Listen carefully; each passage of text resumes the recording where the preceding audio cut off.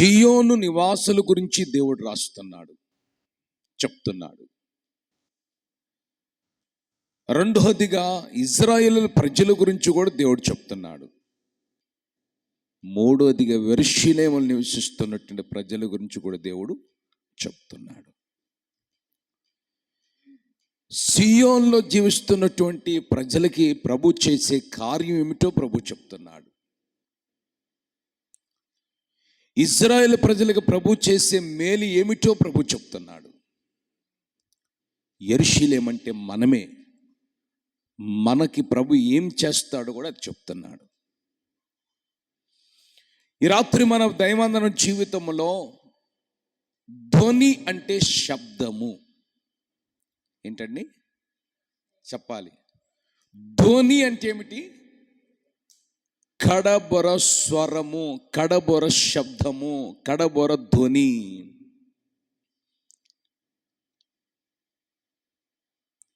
మీరు గమనించండి, ధ్వని అంటే శబ్దము, వినికిడి అంటారు.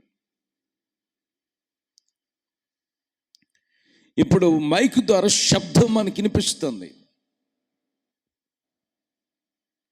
కొన్ని శబ్దాలు ఉంటాయి,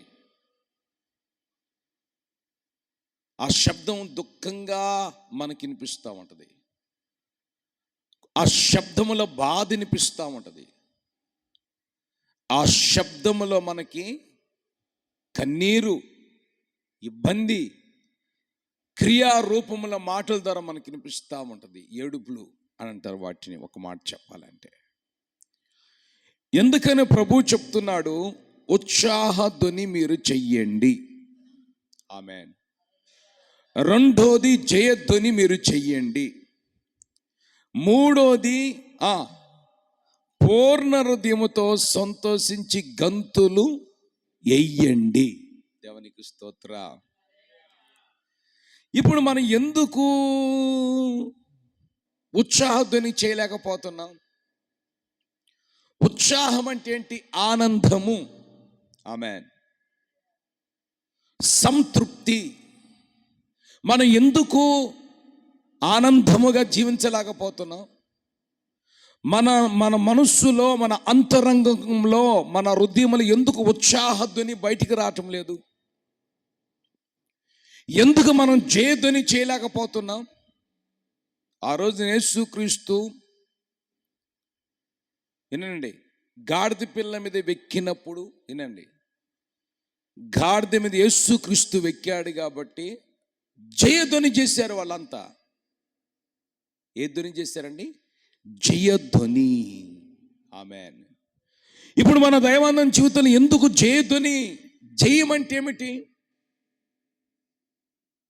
ప్రతి సమస్య మీద మనం జయం పొందుకునే దాన్ని జయం అంటాము. రోగాన్ని ఓడించి ఆరోగ్యం పొందుకోవటం ఒక జయము. చేతులు చాప గట్టిగా చెప్పు హల్లెలూయా. దుష్టుని ఎదిరించి దుష్టుని మీద మనం జయం పొందుకోవటము, దాన్ని జయధ్వని అంటారు. కష్టం ఎదురైనప్పుడు కష్టాన్ని జయించి దాని మీద మనం సుఖాన్ని అనిపించడమే దాన్ని సుఖధ్వని అంటాము. మరి ఈ రాత్రి మనం బాగా గమనిస్తే మనం ఎందుకు జయధ్వని చేయలేకపోతున్నాం? ఎందుకు మనం ఉత్సాహధ్వని చేయలేకపోతున్నాం? ఎందుకు మనం గంతులు వేయలేకపోతున్నాం? తాగుబోతులు ఎంత పరవశించి గంతులు వేస్తారండి. చేతి నుండి డబ్బుందని గంతులు ఇచ్చేస్తారు వాళ్ళు. మరి దేవుని బిడ్డ మనం ఎందుకు దేవుళ్ళ గంతులు వేయలేకపోతున్నాం? మీరు బాగా ఆలోచించాలి. ఎందుకు మనం దేవుని సన్నిధిలో గంతులు వేయలేకపోతున్నాం? ఎందుకు మనం సంతోషించలేకపోతున్నాం? ఎందుకు మనం జయధ్వని చేయలేకపోతున్నాం? ఎందుకు మనం ఉత్సాహధ్వనులతో నడిపించబడలేకపోతున్నాం? అసలు కారణం ఏమై ఉంది? గమనిస్తే ఇక్కడ ఏదొకటి మన జీవితంలో సాతాను చేసే క్రియల వలన,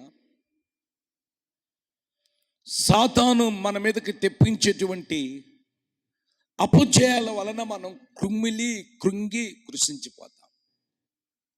బోడిగుండు చేపించుకుంది, గత రాత్రి ప్రార్థనకి ఒక స్థలానికి వెళ్తే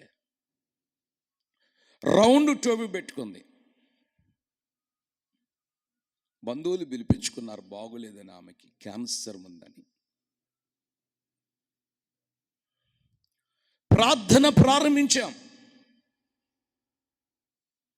ఎన్ని సంవత్సరాలు అవుతుంది? 3 సంవత్సరాలు 4 సంవత్సరాలు. తగ్గింది, మళ్ళా స్టార్ట్ అయింది. అయ్యగారు ఆమె చూస్తే చాలా, ఆమెలోంచి జయధ్వని బయటికి రావటం లేదు, ఆమెలోంచి ఉత్సాహధ్వని బయటికి రావటం లేదు, ఆమెలో నుంచి బాధని ధ్వని బయటకు వచ్చింది.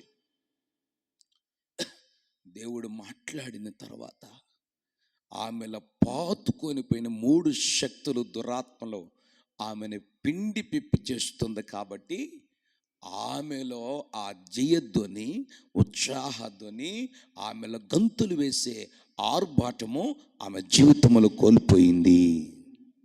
ఆమేన్. ఏడుస్తుంది, ఏడ్చి అంటుంది, నేను రోగం అనుకున్నాను ఇంతకాలం, నా పరిస్థితి ప్రార్థన చేయగానే కింద పడి దొర్లాడిందండి.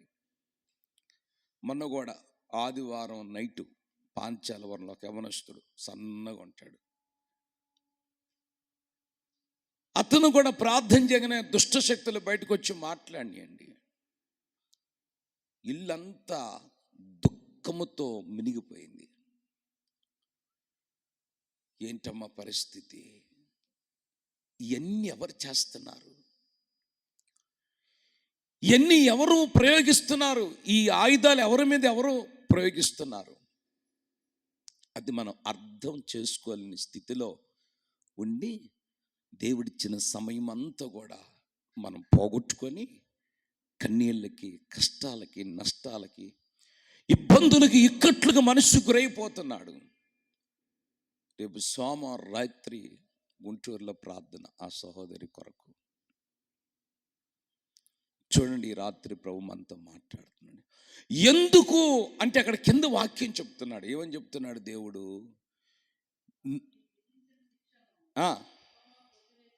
సాతాను మనకు విధించిన శిక్షను యెహోవా ఈ రాత్రి కొట్టివేసి ఉన్నాడు. రోగమని శిక్షణ ప్రభు కొట్టివేసి ఉన్నాడు. కన్నీళ్ళని శిక్షణ ప్రభు కొట్టివేసి ఉన్నాడు. అపజయాలని శిక్షణ ప్రభు కొట్టివేసి ఉన్నాడు. సాతాను ఏదైతే మన జీవితంలో మనకి జయధ్వని లేకుండా, మన జీవితంలో ఉత్సాహధ్వని లేకుండా, గంతులు వేసే స్వభావం మనలోనికి రానియకుండా, సంతోషించే స్వభావం మనలోనికి రానియకుండా ఏదైతే సాతాను పని కట్టుకొని చేశాడో, అయితే వాటన్నిటిని సాతాను విధించిన శిక్షను ఈ రాత్రి నా దేవుడు నీ కొరకు, నా కొరకు కొట్టివేసి ఉన్నాడు. చేతులు చెప్పగట్టిగా చెప్పండి, పెద్దగా చెప్పండి. హల్లెలూయా. సాతాను విధించాడు నీకు శిక్ష.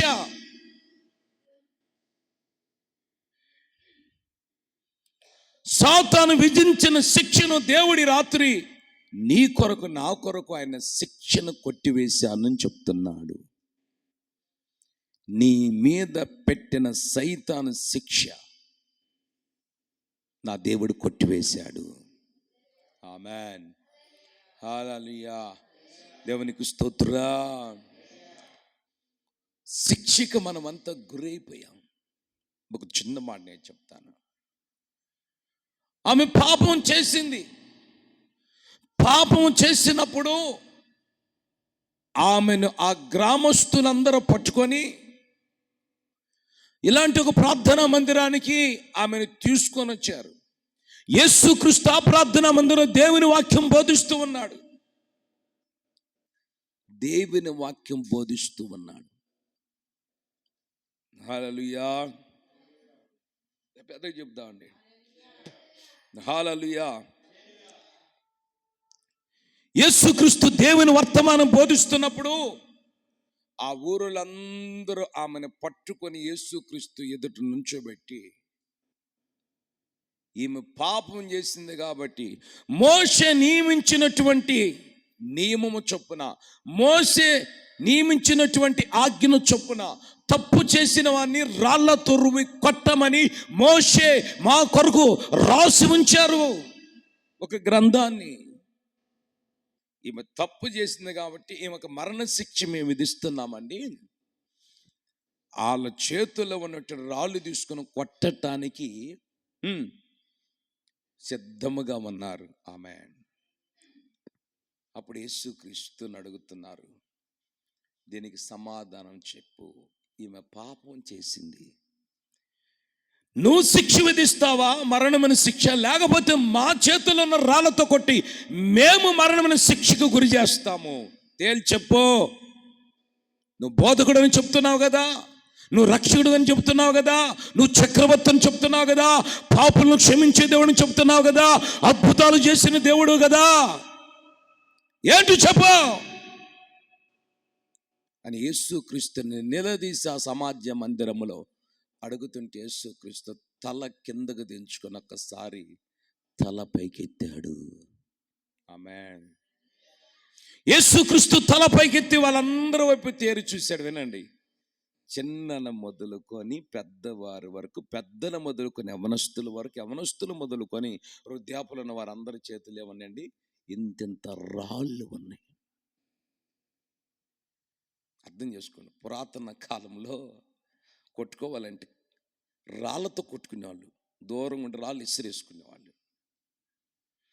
వీళ్ళు కూడా ఇప్పుడు రాళ్ళతో రువ్వి ఆమెను చంపాలని పరిగెత్తుకుంటూ వచ్చేటప్పుడు యేసుక్రీస్తు అన్నాడు, మీరు ఎవడైనా, తల్లి గర్భం నుంచి బయటకు వచ్చిన వాడు ఎవడైనా సరే, పాపం చేయని వాడు మొట్టమొదటగా రాయి వేసి ఆ అమ్మాయిని మరణ శిక్షకు గురి చెయ్యండి. ఆమేన్. వాళ్ళందరూ చూసుకున్నారు, నిన్నే కదరా నేను బూతి మాటలు తిట్టింది, అరే మొన్నే కదరా అబద్ధం ఆడింది పాస్టర్ గారితో, నిన్నే కదరా నేను సిగరెట్లు తాగింది, మొన్నే కదా నేను పాను పరగలుగుతుంది, మనకెందుకు, మన పాపాలు మనకు చాలా నేరా, మనకెందుకు ఆయమైతని ఎవడకు వాడే పాపం చేయని వాడు ఎవడైనా సరే మొట్టమొదటి రాయి వేసి చంపమన్నప్పుడు అందరూ ఒకరిమొకరు ఒకరు తేరు చూసుకొని తడుగు చూసుకొని ఎవరికి వాళ్ళు వెనకకి తిరిగి వెళ్ళిపోయారు. ఆమేన్. హల్లెలూయా. చూడండి, యేసుక్రీస్తు చెప్పిన మాట చాలా ఆత్మీయ అర్థం ఉందండి. అప్పుడు యేసుక్రీస్తు అన్నట్టే ఆ అమ్మాయి ఒక్కత నుంచుంటే, అమ్మా ఇదిగో వాళ్ళందరూ వెళ్ళిపోయారా? అయ్యా వాళ్ళందరూ వెళ్ళిపోయారయ్యా, అయ్యా నేను బ్రతికానయ్యా, నీ దగ్గర రాబట్టి నేను బ్రతికానయ్యా, లేకపోతే నీ దగ్గరికి నన్ను తీసుకురాకుండా ఆ యొక్క నడిపొట్టున నుంచోబెడితే నన్ను చంపేసేసేవాళ్ళు, నా ప్రాణానికి ముప్పు తెచ్చేసేవాళ్ళు, నేను భూమి మీద ఉండేదాన్ని కాదు అని చెప్తుంటే యేసుక్రీస్తు అన్నాడమ్మా, వాళ్ళని శిక్షించలేదా? నో, వాళ్ళు నన్ను శిక్షించలేదు, నేను నిన్ను శిక్షించను, నీ శిక్షను నేను కొట్టివేసి ఉన్నాను. ఆమె చెప్పగట్టిగా హల్లెలూయా. నీ శిక్ష నేను కొట్టివేసి ఉన్నాను, ఈ రోజు నుంచి ఇక మీద నువ్వు పాపం చేయకుండా నువ్వు జయధ్వనులతో నీ జీవితాన్ని కొనసాగించుకో, ఉత్సాహ ధ్వనితో నీ బ్రతుకును కొనసాగించుకో, నా సన్నిధిలో గంతులు వేస్తూ నా కొరకు జీవించు అని యేసుక్రీస్తు ఆ జీవితానికి దేవుని యొక్క కృపను విస్తరింపజేసి ఆమెని శాపములో ఉన్నటువంటి ఆమెని శాపం నుంచి కొట్టివేసి ఆమె జీవితాన్ని ఫలభరితముగా మార్చాడు, సారవంతముగా మార్చాడు, ఆమెకి దినాలు పెంచాడు, ఆమె బ్రతుకులో అద్భుతాలు చేశాడు. ఆమేన్. గట్టిగా చెప్దామండి. ఈ రాత్రి అందుకు ప్రభు చెప్తున్నాడు, సాతానుకు విధించిన శిక్ష, సాతాను మనకి ఎన్నో శిక్షలు విధిస్తామంటాడు, మరణమైన శిక్షలు విధిస్తామంటాడు, రోగాలను శిక్షలు విధిస్తామంటాడు, శాపమైన శిక్షలు విధిస్తామంటాడు. వాడు ఏ శిక్షలు విధించినా కానీ శిక్షను కొట్టివేసే దేవుడు ఒక ఆయన ఉన్నాడు. అందుకని నెహెమ్యా గ్రంథంలో ఏముందో తెలుసండి, శాపమునైనా ఆశీర్వాదకరంగా మార్చబడెను అని లేఖనముల కనబడెను. చూడు, ఆ మాట కూడా చూడండి అమ్మా.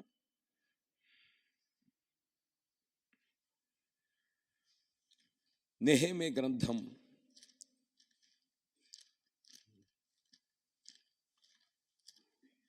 గట్టిగా మీరు హల్లే చెప్తారా? 13వ అధ్యాయము 2వ వచనం సంపూర్తి చేయండి.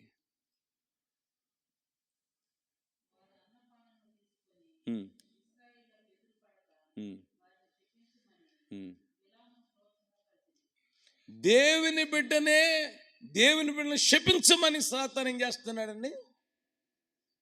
ప్రోత్సాహపరిచెను. మీరు ఆలోచించండి, దేవుని బిడ్డే ఈ దేవుని బిడ్డను ఇంకొక దేవుని బిడ్డ పట్టుకున్నాడు సైతాను గాడు. శపించు అన్నాడు. అయితే దేవుడు ఏం చెప్పాడు అక్కడ? అబ్బా, ఆమేన్.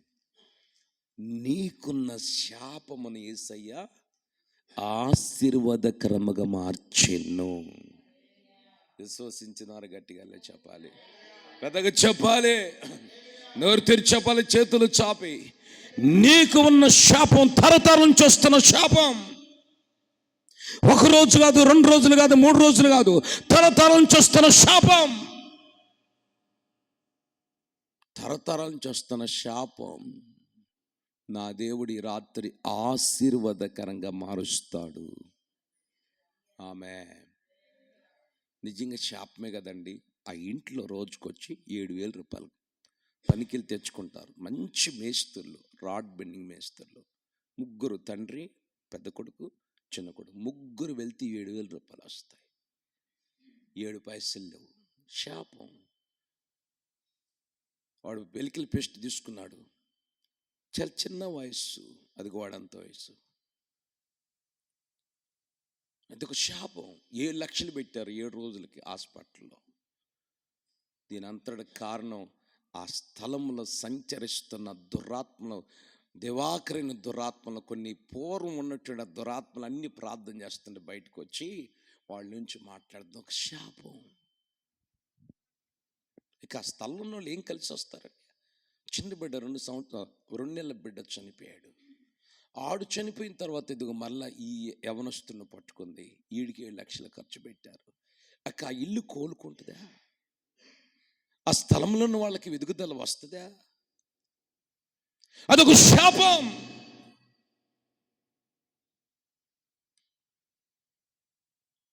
నా దేవుడు ప్రార్థన ద్వారా శాపాన్ని యేసయ్య కొట్టివేసి, సాతాను ఉద్దేశించిన ఉద్దేశం నా దేవుడు ఉమ్మి చేసి, సాతాను శిక్షను ప్రభు కొట్టివేసి, మరలా ప్రభు ఈ సంవత్సరం ముగింపుల్నికి ఒక జయ ధ్వని నీలోనికి రావాలని ప్రభు కోరుకుంటున్నాడు.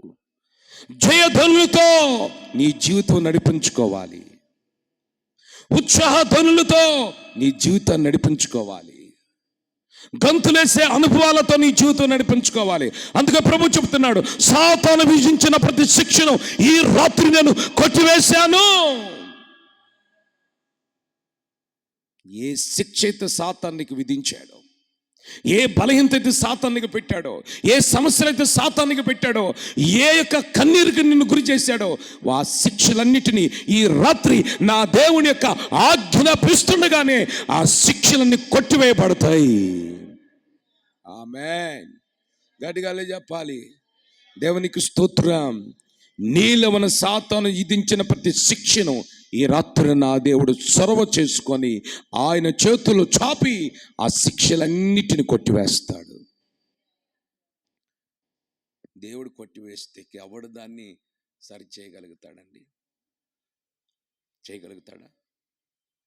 అక్కడ అదే కదండి, సాతాను విధించిన శిక్షను నేను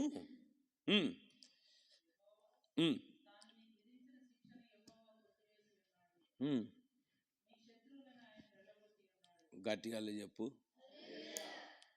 నీలో ఉన్న శత్రువుని దేవుడు ఎల్లగొట్టాడు. నీలో ఉన్న సమస్యలను దేవుడు ఎల్లగొట్టాడు. నీలో ఉన్నటువంటి అవిశ్వాసాన్ని దేవుడు ఎల్లగొట్టాడు. నీలో ఉన్నటువంటి బలహీనతను దేవుడు ఎల్లగొట్టాడు. నీలో ఉన్నటువంటి కృంగదీసే సైతాన్ కార్యాలను నీ నుంచి ప్రభు ఎల్లగొట్టాడు. బయటికి ఎల్లగొడుతున్నాడు.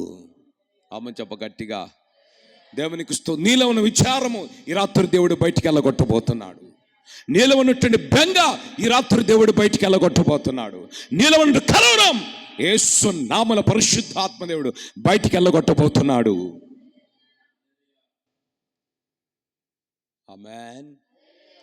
ఆయన అల్లగొడితిక మళ్ళీ ఆడొస్తాడండి వీడు. ఇంకేడొస్తాడండి వీడు? దుష్టుడు ఆడొస్తాడండి. దుష్టుడు రాలేడక్క. దుష్టుడి యొక్క కార్యాలు ఈ రాత్రి దేవుడు లయపరచుటకే ఆయన రక్షకుడుగా మన మధ్యకి దిగవచ్చాడు. ఆమేన్. ఎలుగు ప్రకాశించగా చీకట పారిపోయింది. కనుక రాత్రి నా దేవుడు నిజంగా అద్భుతంగా నీతో మాట్లాడుతున్నాడు. చివరి రోజుల్లో ఈ సంవత్సరంలో దేవుడు అద్భుతంగా మాట్లాడుతున్నాడు. నీకు విధించిన శిక్ష, నీకు విధించినటువంటి శాపం, నీకు విధించినటువంటి బలహీనతలను సాతాను కొట్టివేశాడు. సాతానుని నీలోంచి బయటికి వెళ్ళగొడుతున్నాడు. దేవుడు సాతాను నీలోంచి నాలోంచి బయటికి వెళ్ళగొడుతున్నాడు. ఆయన వెళ్ళగొడితే ఏడొచ్చిందండి? అది ఇప్పుడు బట్టలు అన్నీ చింపుకొని ఏమండి భయంకరంగా సమాధులు నివాసం చేస్తున్నాడు. యేసుక్రీస్తు ఎప్పుడైతే తన మీదకి వచ్చి ఆ ప్రాంతానికి వచ్చి ఏయ్ అని కేకేశాడో, ఏసే స్వరం వినగానే వాళ్ళ నుంచి బయటికి వెళ్ళిపోయింది. వాడు స్వస్థ చిత్తుడై బట్టలు ధరించిన వాడై వాడు మనిషిగా మార్చబడ్డాడు. ఆమేన్. హల్లెలూయా. ఈ రాత్రి నా దేవుడు నీలోంచి వెళ్ళగొడతానంటున్నాడు. మళ్ళీ ఎన్నో సైతానికి సంబంధించిన బలహీనతలు ఉంటాయండి. మామూలుగా ఉండవండి. సైతానికి సంబంధించిన బలహీనతలు ఎన్నో ఉంటాయి. అందుకే మనకు రావాల్సిన ఆశీర్వాదం రాకుండా ఆగిపోతుంది. కొత్త సంవత్సరం రోజున ఒక ప్రవచనం ఒక సహోదరి జీవితంలో దేవుడు మాట్లాడాడు. ఈ సంవత్సరం కొత్త సంవత్సరం రోజున చక్రపాల నుంచి వచ్చారు వాళ్ళంతా. అప్పటికి ఆ సహోదరి చక్కగా పరిచర్య చేసుకుంటూ తన భర్త తనని విడిచిపెట్టి ఇంచుమించుకు 4 సంవత్సరాలు అవుతుంది.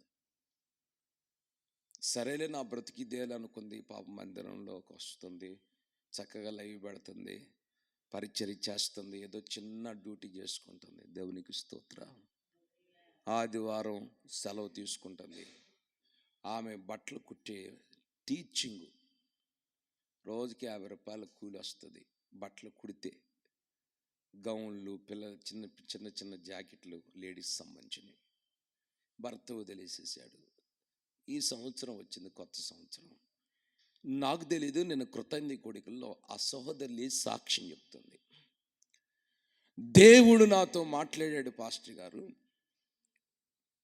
అరణ్యం లాంటి నీ జీవితాన్ని దేవుడు సెలవేరుగా మారుస్తానన్నాడు అని నాతో మాట్లాడాడు. ఏం సెలవేరైంది, ఏ అరణ్యం లాంటి జీవితం అంటే, నా భర్త విడిచిపెట్టి 4 సంవత్సరాలు, మా అత్తగారు చనిపోయింది, పెద్ద వయసు అయిపోయి, మా ఆయనే తనంతడు తాను వచ్చి నన్ను తీసుకుని వెళ్ళాడు. మా ఆయన నన్ను భారీగా నన్ను తీసుకొని వెళ్ళి మంచిగా చూసుకున్నాడు. అయ్యగారు చూసుకోవటమే కాదు, 50 రూపాయలు టీచింగ్ పని చేసుకుంటూ కుట్టుకునే నాకు 16,500 రూపాయలు నాకు నెల జీతం వస్తే, నాకు చక్కగా స్కూల్లో ఒక టీచర్గా నేను జాబ్ చేసుకున్నాను. మా ఆయన నన్ను తీసుకెళ్ళటం బైక్ మీద, మళ్ళీ తీసుకురావటం, ఆదివారం దేవుని సన్నిధి పంపిస్తున్నాడు. నా జీవితం సెలవేరుగా ఇప్పుడు మారింది.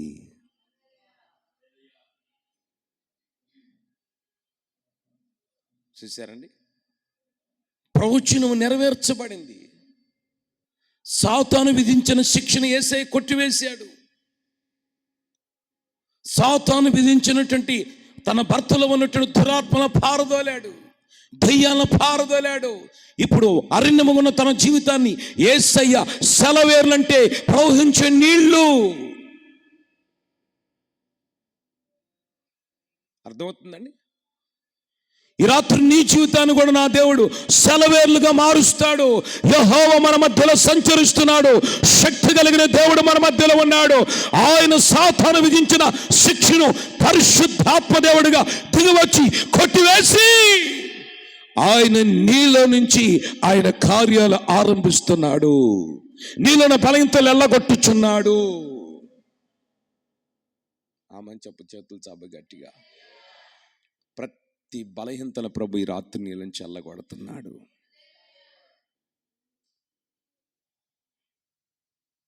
నిజంగా అద్భుతం అండి. ఆ సహోదరు చెప్తుంది, మళ్ళీ దేవుడు సిద్ధపడుతున్నారు. దేవుడు మరలా 2026కి ఈ ప్రవచనం ఇస్తాడో అది నెరవేర్చబడాలని తపన పడుతున్నారండి.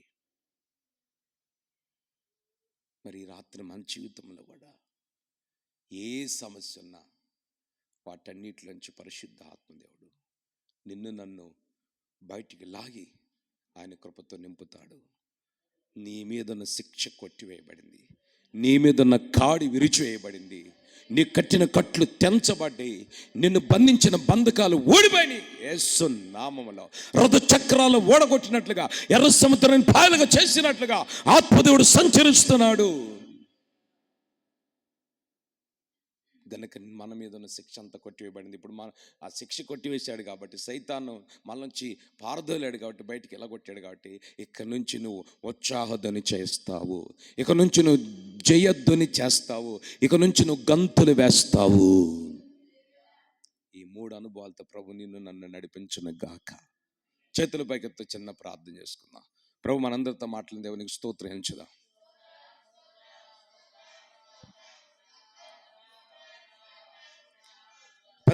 పెద్దగా చెప్దాం.